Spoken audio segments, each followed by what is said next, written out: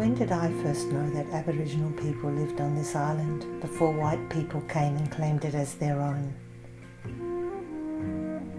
In my memory, I'm sitting in the back of our old Chevy in the 60s, travelling back from visiting my grandfather and mother. They had a house at the foothills of the Great Western Tiers between Ross and Campbelltown.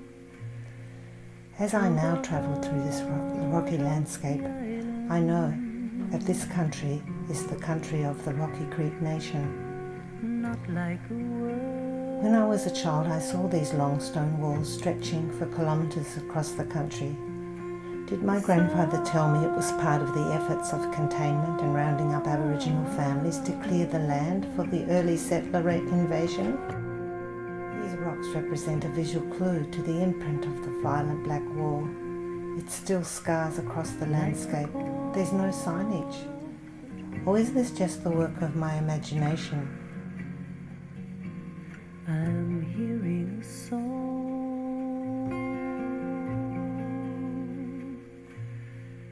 through the heart of the island,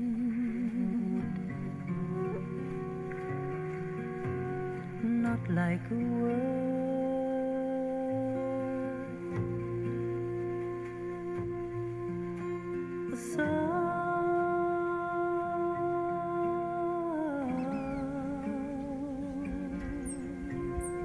Tiakana, Oranta, Manalagena, Lowen, Tabaga, Pawuta.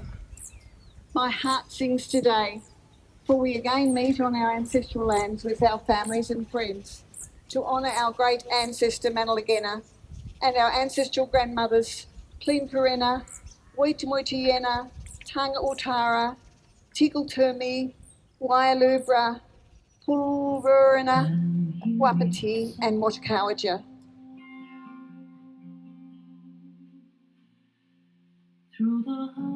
Thank you so much, Auntie Patsy.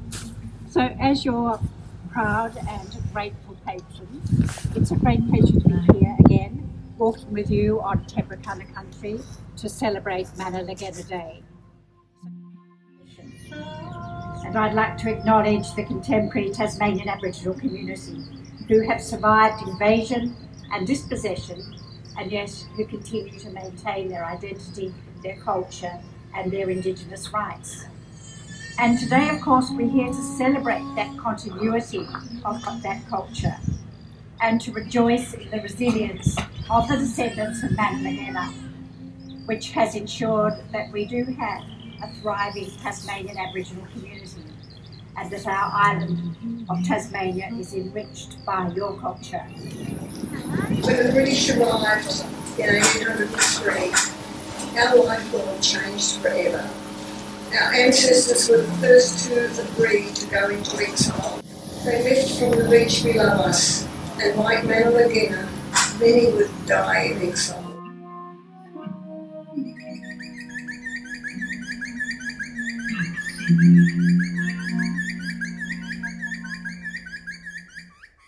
And I've been inspired to read more too, about dispossession and genocide.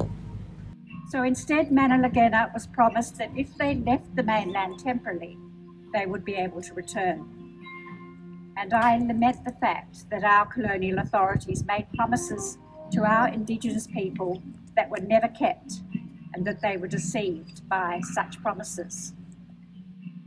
I'm hearing a song.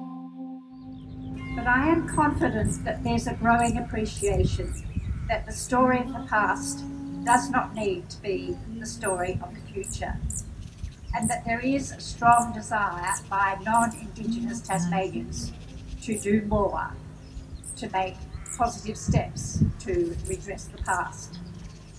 And I would like to wish you all a happy Manalagena Day, a day I think which promises to be one of great spiritual significance into the future, and one which I think signals our changed understanding of history.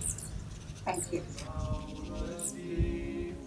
Turns again home. Turns again home. Turns again.